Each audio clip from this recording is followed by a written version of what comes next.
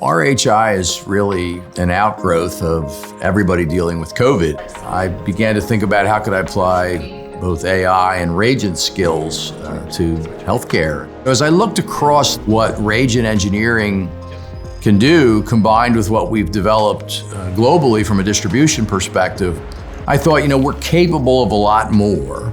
We started hiring people with skills from stem cell research to bioinformatics research to machine learning, natural language processing, deep statistical capabilities, just a whole array of talent.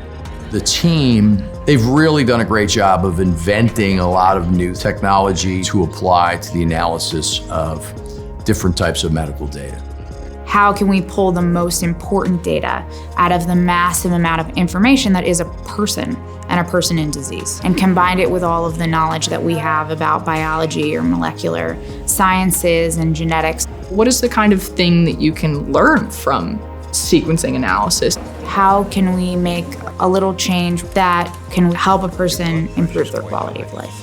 What we do is we can take the data, we can process all of that and give them the results and the statistics automatically. So that we can not only provide answers, but provide good ways to live the life that you want to live. There was no existing legacy system, so we could start from scratch and build it the best way we know how to build.